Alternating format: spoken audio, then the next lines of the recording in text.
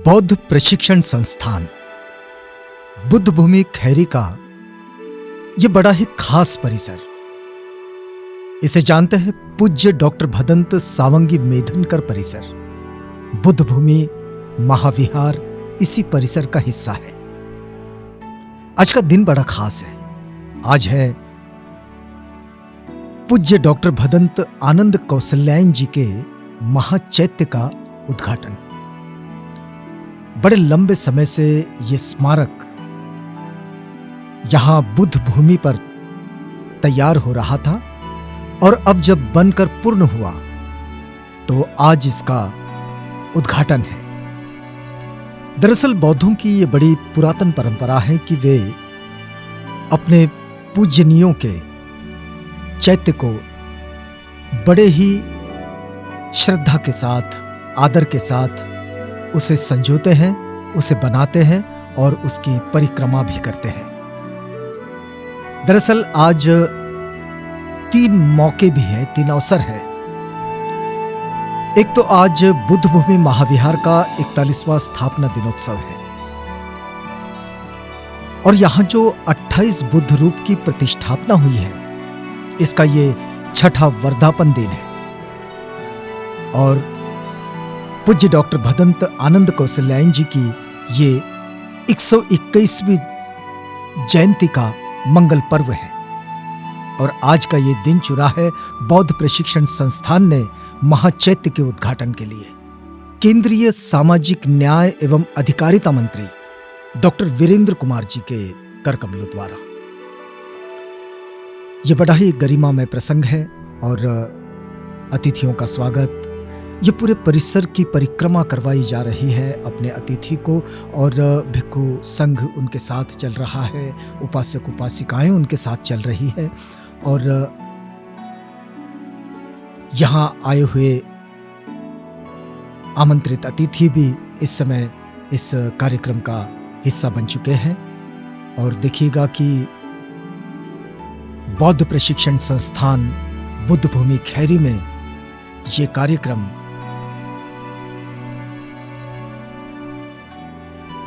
संपन्न हो रहा है। भदंत प्रज्ञा ज्योति थेरो जो कि सचिव है इस बौद्ध प्रशिक्षण संस्थान के और पूज्य भदंत बोधानंद महाथेरो जो कि अध्यक्ष है बुद्ध भूमि के इस महाविहार का जो संस्थान है बौद्ध प्रशिक्षण संस्थान के, और बौद्ध प्रशिक्षण संस्थान से जुड़े सभी विश्वस्त इस समय अधिकतर यहाँ उपस्थित है। पूज्य भदंत डॉक्टर आनंद कौशल्यायन जी का ये 121वां जन्मोत्सव और ये मंगल पर्व है इस समय बौद्ध प्रशिक्षण संस्थान के लिए, बुद्ध भूमि महाविहार के इस परिसर के लिए, जब ये महाचैत्य का उद्घाटन समारोह हो रहा है।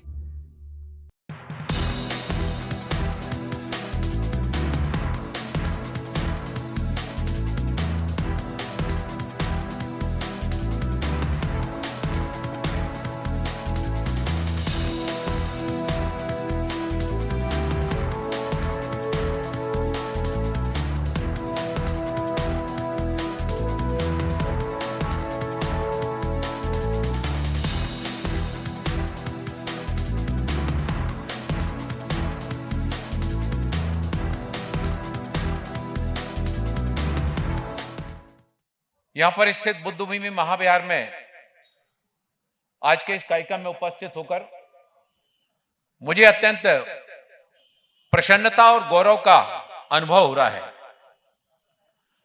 आज का ये अवसर अनेक दृष्टियों से महत्वपूर्ण है, जहां पर परम पूज्य भदंत डॉक्टर आनंद कौशल्यायन जी की 121वीं जयंती हम सभी में यहां पर मना रहे हैं। भव्य महाचैत्य स्तूप का उद्घाटन भी आज के इस पावन दिवस के अवसर पर किया गया और इसके साथ ही साथ बुद्ध भूमि महाविहार का 41वां स्थापना दिवस भी आज यहां पर मनाया जा रहा है तथा 28 भगवान बुद्ध प्रतिमा प्रतिष्ठापन का वर्धापन दिवस भी आज का दिवस इन सारे आयोजनों के कारण एक ऐतिहासिक दिवस बन गया है। मैं जब यहां पर आया और आने के बाद जब हमारे सभी आदरणीय भदंत महंतों के साथ में बिहार के विभिन्न स्थानों पर मैं गया, वहां पर परम पूज्य भदंत डॉक्टर आनंद कौशल्यायन जी के 121वीं जयंती के अवसर पर महाचैत्य स्तूप का उद्घाटन करने का सौभाग्य प्राप्त हुआ। साथ ही भगवान बुद्ध की जो 28 प्रतिमाएं हैं, न केवल दर्शन करने का बल्कि उस ऐतिहासिक वृक्ष का भी हमको दर्शन करने का, पूजन करने का सौभाग्य प्राप्त हुआ, जो श्रीलंका से लाकर के यहां पर रोपित किया गया और अपनी छत्र छाया से लगातार भगवान बुद्ध के विचारों को, दर्शन को, उस प्रवाह को निरंतरता के साथ में आगे बढ़ाने का काम उनके द्वारा किया जा रहा है। आप सबके मध्य उपस्थित होना मेरे लिए गहन सौभाग्य और आत्मिक संतोष का विषय है।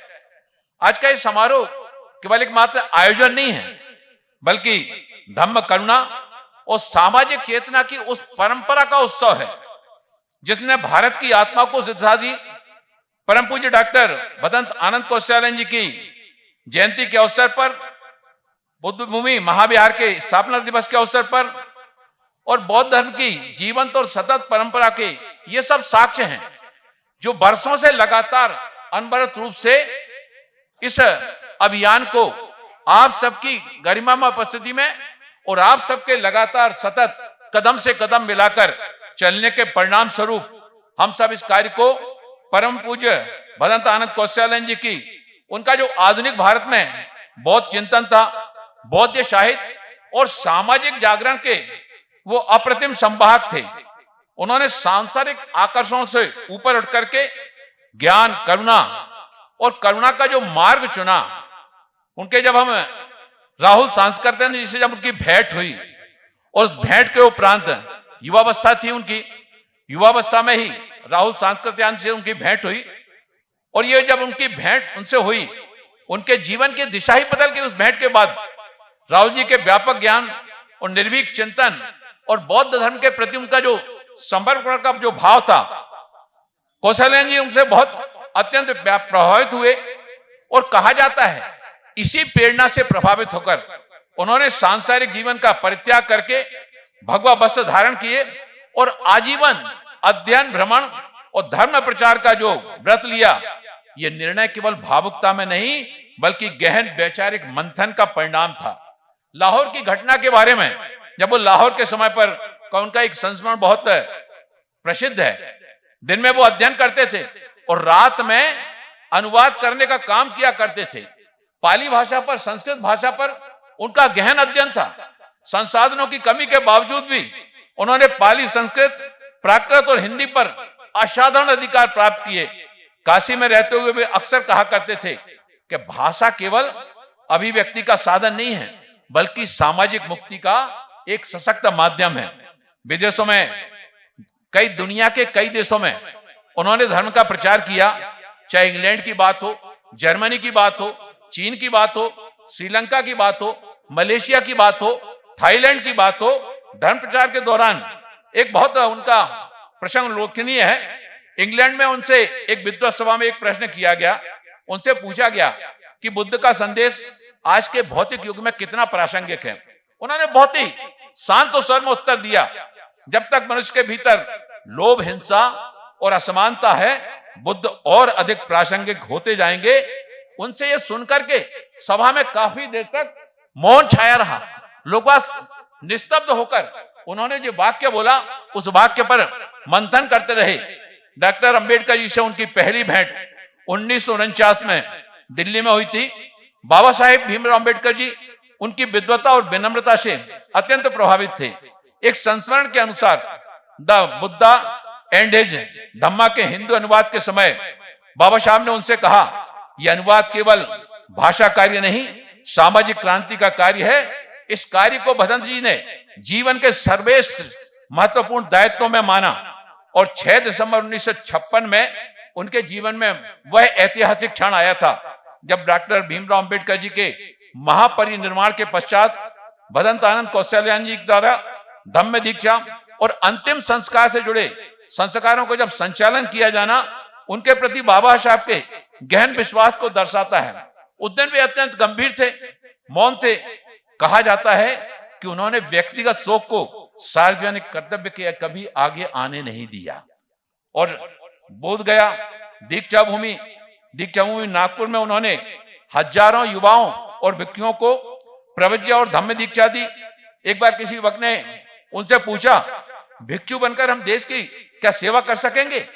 उन्होंने बहुत देर तक, कुछ क्षण तक उस युवक को देखा उन्होंने। उसके बाद उन्होंने कहा, जब विचार शुद्ध होंगे तभी समाज शुद्ध होगा। भिक्षु विचारों का प्रेरी होता है। सादगी और अनुशासन उनके जीवन की बहुत महत्वपूर्ण, उनके जीवन में स्थान रखता था।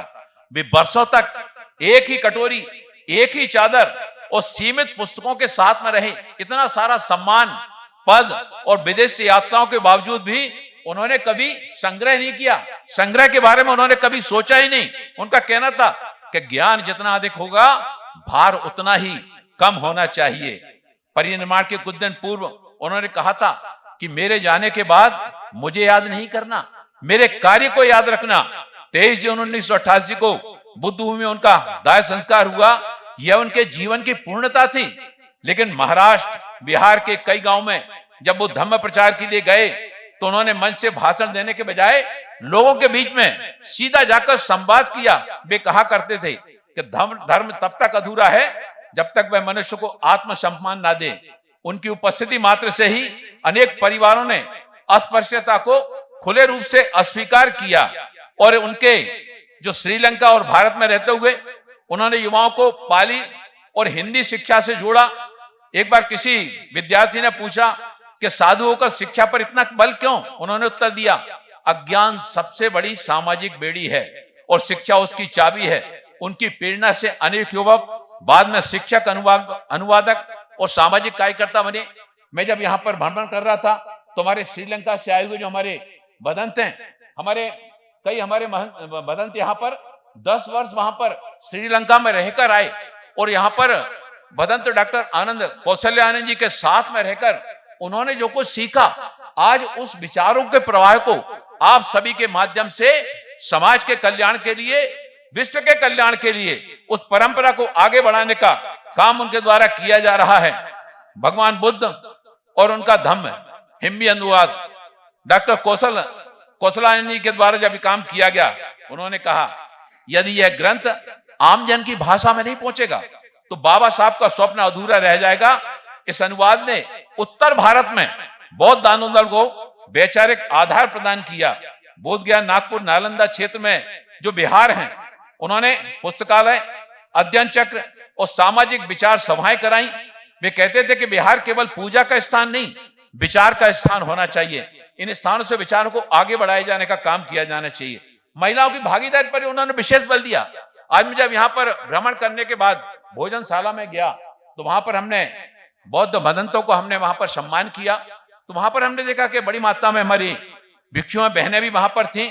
उन्होंने अनेक अवसरों पर महिलाओं को धम्म दीक्षा और अध्ययन के लिए आगे आने को प्रेरित किया। एक कार्यक्रम में उन्होंने देखा कि महिलाओं को पीछे बिठाया गया है तो उन्होंने कार्यक्रम को बीच में रोका और उन्होंने कहा, जहां स्त्री पीछे है वहां समाज आगे नहीं बढ़ सकेगा। ये घटना लंबे समय तक चर्चा का विषय बनी रही और मातृशक्ति का उनके मन में कितना सम्मान का भाव था। विचारों के प्रवाह में मातृशक्ति के सहयोग के बगैर हमारी ये यात्रा अधूरी है।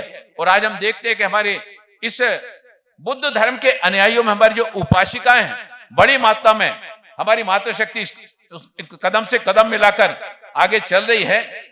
उन्होंने एक बार एक व्यक्ति ने उनसे कहा कि हम आपको अच्छे वस्त्र लाकर देते हैं। व्यक्ति के उनका जीवन में एक सामाजिक संदेश था। और जब उस व्यक्ति ने उनसे ये कहा कि हम आपको अच्छे वस्त्र लाते हैं, महंगे वस्त्र ला देते हैं, तो उन्होंने बड़ी विनम्रता से मना करते हुए कहा, जब समाज में अभाव है तो साधु का वैभव अपराध है। कितना बड़ा सोच था उनका, उनके विचारों में कितनी विशालता थी, उनके विचारों में कितनी गंभीरता थी। युवाओं को आंदोलन से जोड़ना। 1970 के बाद बोध गया में उन्होंने अखिल भारतीय भिक्षु संघ के माध्यम से युवाओं को संगठन, अनुशासन और सामाजिक दायित्व का पाठ पढ़ाया। उनका मानना था कि बिना युवाओं के सामाजिक परिवर्तन असंभव है। अंतिम क्षणों में भी उन्होंने कहा था कि धर्म का मूल्य मंदिरों की संख्या से नहीं, समाज में घटती हुई अन्याय की मात्रा से आंका जाना चाहिए। अभी हमारे संचालक महोदय जी जब बोल रहे थे तो उन्होंने कहा था कि अभी देश के प्रधानमंत्री आदरणीय नरेंद्र मोदी जी ने 3 तारीख को राय पिथौरा का जो किला है, किला पिथौरा राय में भगवान बुद्ध के लगभग 125 वर्ष पूर्व जो भगवान बुद्ध के अवशेष हैं, वो अवशेष गुलामी के कालखंड में हमारे देश से बाहर चले गए थे और जिनके पास ये चले गए थे उनके पास ये सिर्फ निर्जीव एंटिक पीस थे। देश के प्रधानमंत्री आदरणीय नरेंद्र मोदी जी के प्रयासों से इन पवित्र अवशेषों को न केवल वापस लाया गया बल्कि दिल्ली में एक प्रदर्शनी उनकी वहां पर स्थापित की गई है ताकि हमारा देश, हमारा समाज भगवान बुद्ध के उन शरीर वस्तु अवशेषों का दर्शन कर सके जो 125 वर्ष लगभग 125 वर्ष पूर्व हमारे देश से बाहर चले गए थे। मैं स्वयं थाईलैंड 2024 में मैं भगवान बुद्ध के रिलिक्स लेकर के और थाईलैंड गया था। थाईलैंड में वहां पर जब मैं पहुंचा तो मैंने देखा कि थाईलैंड के चाहे आमजन हो, चाहे वहां पे हेड ऑफ गवर्नमेंट हो, चाहे वहां के प्रधानमंत्री हो, वहां के बाकी मंत्रीगण हो, एयरपोर्ट पे जब हम लोग पहुंचे तो हम लोग भगवान बुद्ध के शरीर वस्तु अवशेष लेकर जा रहे थे। इतना भगवान बुद्ध के शरीर वस्तु अवशेषों के प्रति इतना श्रद्धा का भाव, इतना आकर्षण का भाव, मैं उसकी कल्पना भी नहीं कर रहा था। जब हम लोग वहां पर एयरपोर्ट पर उतरे तो सारे के सारे लोग वहां पर जो सेना के अधिकारी भी थे उन्होंने उस दिन विशेष रूप से श्वेत वस्त्रों की यूनिफॉर्म बनवाई थी। सारे लोग वहां पर सफेद कपड़े पहनकर आए थे और साष्टांग नमन करके उन्होंने 3-3 बार साष्टांग नमन करके भगवान बुद्ध के शरीर वस्तु अवशेषों का वहां पर न केवल दर्शन किया और थाईलैंड के कई शहरों में वो उन्हें शरीर वस्तु अवशेषों को वहां की सरकार ने आग्रह किया हमारे लिए कुछ दिन और बढ़ा दीजिए और लगभग वहां पर 15 दिन में 40 लाख से अधिक लोगों ने, श्रद्धालुओं ने भगवान बुद्ध के शरीर वस्तुओं का, उनका अवशेषों का दर्शन करने का काम किया।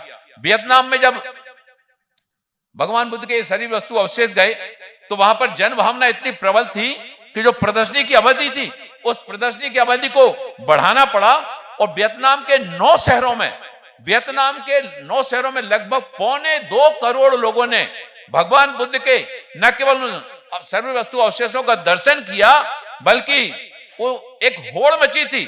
लोग चाहते थे कि हमको घंटों लाइन में लगे रहने के बावजूद भी हम दर्शन किए बगैर नहीं जाएंगे।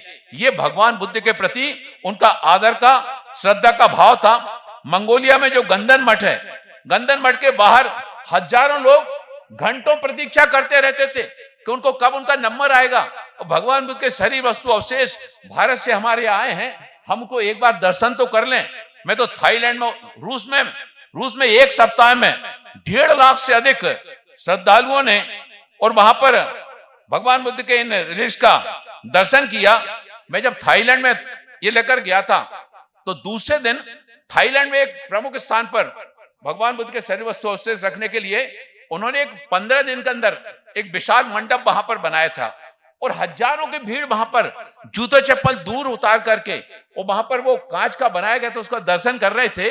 उनको जब मालूम पड़ा कि हम वहां पर शरीर वस्तु अवशेष लेकर आए हैं तो हजारों लोगों ने आकर हमारे हाथ केवल इसलिए स्पर्श किए कि आप भारत भूमि से भगवान बुद्ध के रिलिक्स लेकर यहां पर आए हैं, आपने इतने घंटों ही हो ना उसको अपने हाथों में लेकर आए हैं। हम इन हाथों का स्पर्श करके, हम तो दूर से देख रहे हैं लेकिन आप हाथों में लेकर आए हैं।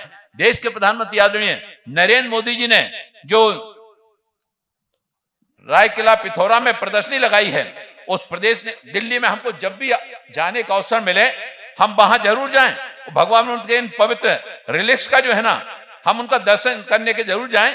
ये 125 साल के बाद, इंतजार के बाद भारत की विरासत लौटी है, भारत की धरोहर हमारे देश में लौटी है और भारतीय जनमानस भगवान बुद्ध के इन पवित्र अवशेषों के दर्शन अब कर पाएगा, भगवान बुद्ध का आशीर्वाद ले पाएगा। हजारों वर्ष पहले हम और आप तो नहीं थे, लेकिन हजारों वर्ष पहले कि भगवान बुद्ध के ये जो रिलिक्स हैं, ये रिलिक्स हमको दर्शन करने का हमको सौभाग्य मिलना, ये हम सबके जीवन का एक बहुत महत्वपूर्ण क्षण है।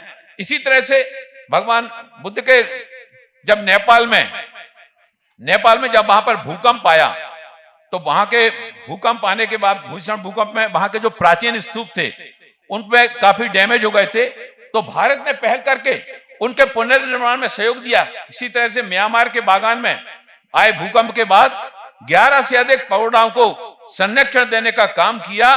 भारत का यह भी निरंतर प्रयास चल रहा है कि दुनिया में बौद्ध विरासत से जुड़े जो भी स्थान हैं उनके विकास के लिए हम यथासंभव योगदान दे सकें।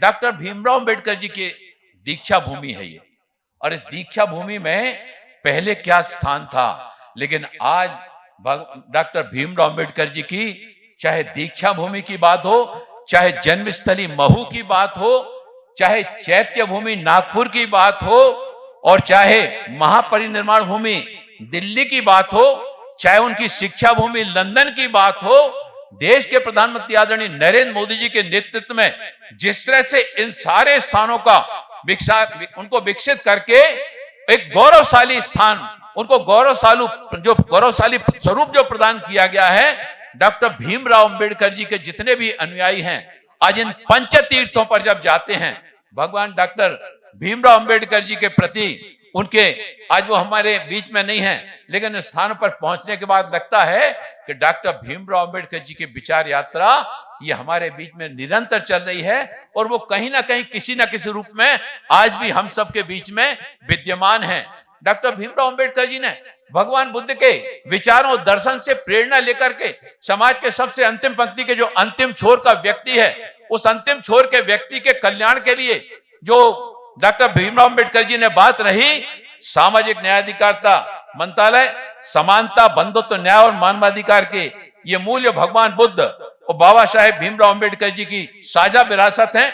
इन मूल्यों को समाज के अंतिम व्यक्ति तक पहुंचाना हम सभी का सामूहिक दायित्व है। एक समता मूलक एवं करुणामय भारत का निर्माण करने की दिशा में देश के प्रधानमंत्री आदरणीय नरेंद्र मोदी जी के नेतृत्व में सामाजिक न्याय अधिकारिता मंत्रालय, पर्यटन संस्कृति मंत्रालय लगातार दिशा में कदम आगे बढ़ा रहा है। हमारे आदरणीय भंते जी ने यहाँ के स्टेशन के बारे में बताया।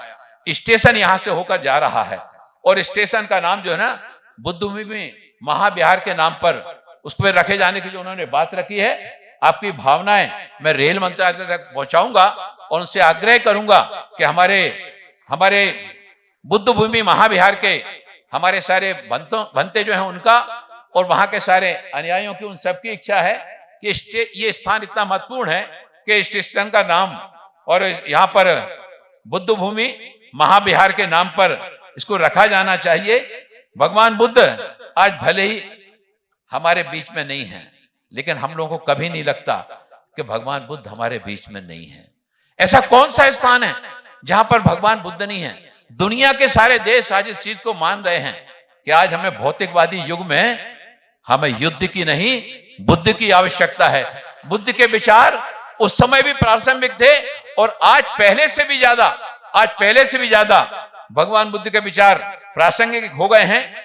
बौद्ध दर्शन और सामाजिक न्याय एक दूसरे के बिना अधूरे हैं, ये एक दूसरे के पूरक हैं। करुणा के बिना न्याय अधूरा है और न्याय के बिना समाज असंतुलित है। पूज्य भदंत आनंद कौशल्यायन जी का संपूर्ण जीवन इसी संतुलन का आदर्श उदाहरण है। इस पुनीत आयोजन के लिए मैं बुद्ध भूमि महाविहार के सभी आयोजकों का, बुद्ध भूमि महाविहार के परिवार और बौद्ध प्रशिक्षण संस्थान को हार्दिक बधाई देता हूं। मेरी शुभकामना है यह महाचैत्य धम्म शिक्षा और सामाजिक चेतना का एक सशक्त केंद्र बने। आइए हम सभी संकल्प लें कि बुद्ध के करुणामय मार्ग पर चलेंगे, समता और बंधुत्व को अपने आचरण में उतारेंगे और पूज्य भदंत आनंद कौशल्यायन जी के जीवन मूल्यों को आगे बढ़ाएंगे। बुद्धम शरणम गच्छामि, धम्मम शरणम गच्छामि, संघम शरणम गच्छामि। बहुत बहुत आभार, बहुत बहुत धन्यवाद।